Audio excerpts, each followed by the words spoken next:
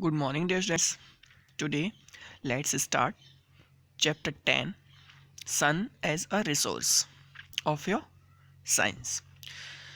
So, children, we have already started this chapter before 2 days, I think, and we have read also about the facts Sun, a natural source of energy, and this is the part number 3 of this chapter.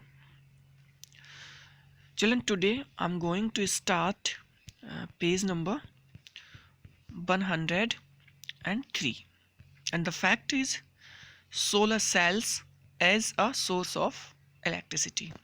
So now let's know about this. Children, what is solar cell? Children, solar cells trap sunlight and change it into heat. This heat energy is stored in batteries for later use. Solar cells क्या करते हैं? Sunlight को change कर देते हैं किस में? Into heat में, ठीक है ना। और उस हीट को, उस पावर को बैटरीज में सेव कर लिया जाता है, स्टोर कर लिया जाता है, जिसका हम बाद में यूज कर पाते हैं। A number of solar cells are joined together to form a solar panel. A number of solar cells means कई सारे सोलर सेल्स एक साथ जब ज्वाइन किए जाते हैं, join together to form a solar panel. एक सोलर पैनल तैयार करने के लिए कई सारे सोलर सेल्स एक साथ ज्वाइन किए जाते हैं। Solar panels convert the light energy of the sun into electricity. Installing solar panels on rooftops can provide sufficient electricity to light bulb and heat water in the houses. Solar panels are also being used to illuminate street lights. Solar panels से जो हम electricity को store करते हैं उससे कई सारे काम हम कर सकते हैं, जैसे कि बल्ब को जलाना, वाटर को वार्म करना, है ना, घरों में फैन चलाना, है ना। इसके अलावा जो स्ट्रीट लाइट्स होती हैं उनको भी इल्यूमिनेट करने के लिए सोलर पैनल्स का या सोलर लाइट का या सोलर एनर्जी का यूज़ किया जाता है। Okay, now let's no benefits of solar energy. Solar energy के बेनिफिट्स क्या क्या हैं? The first one is solar energy does not cause any pollution. Solar energy से कोई भी पॉल्यूशन नहीं होता है। जैसे कि हम पेट्रोल से अगर कुछ भी चलाते हैं, गाड़ियाँ चलाते हैं या फिर कोई भी एनर्जी प्राप्त करते हैं, तो पेट्रोल से जो स्मोक निकलता है वो एयर पॉल्यूशन फैलाता है ना। बट सोलर एनर्जी से कोई भी पॉल्यूशन नहीं होता। Okay, solar energy is freely available in nature.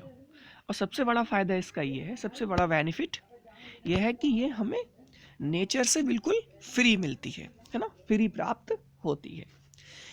It reduces dependency on other sources of energy.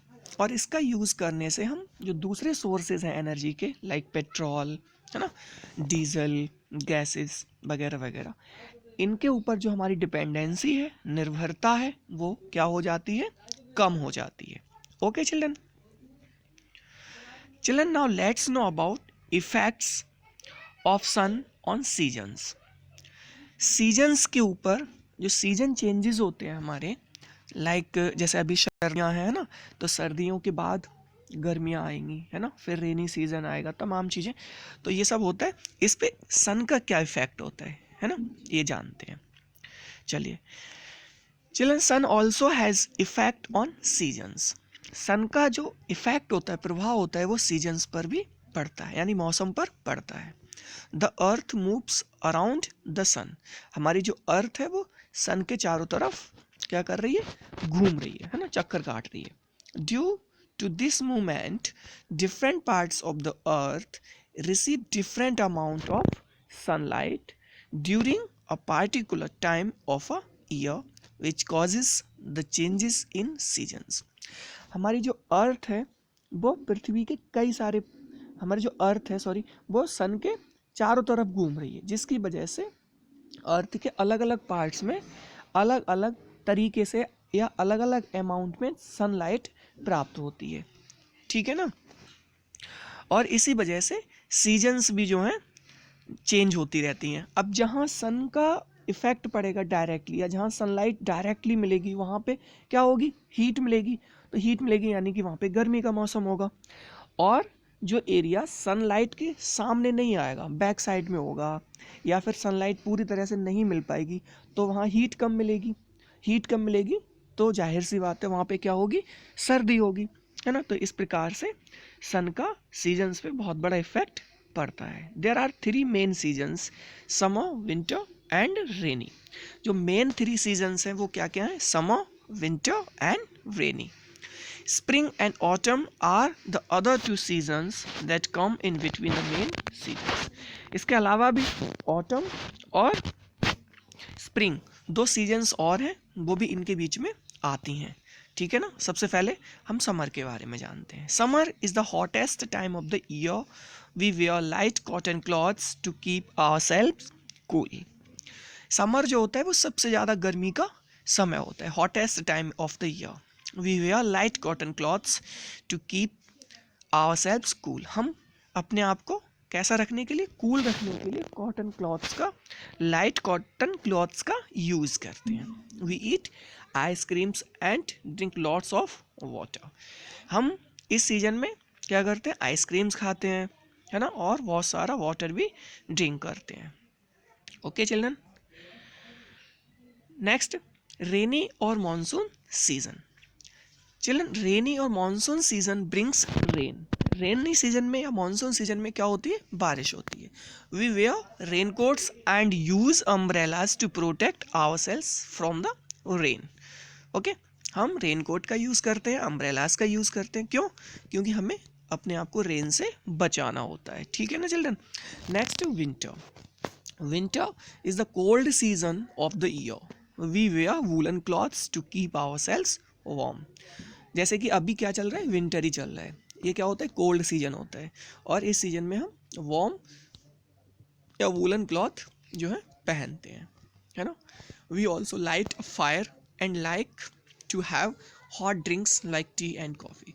और इस टाइम में हम टी कॉफ़ी पीना पसंद करते हैं ना, और आग के पास बैठना भी पसंद करते हैं। इन ऑटम, एक सीजन और भी होता है autumn. Okay, in the autumn the weather is neither too hot nor too cold. Autumn का जो सीजन होता है उसमें ना तो बहुत ज़्यादा सर्दी होती है और ना ही बहुत ज़्यादा गर्मी होती है। During this season the trees shade there dry yellow leaves.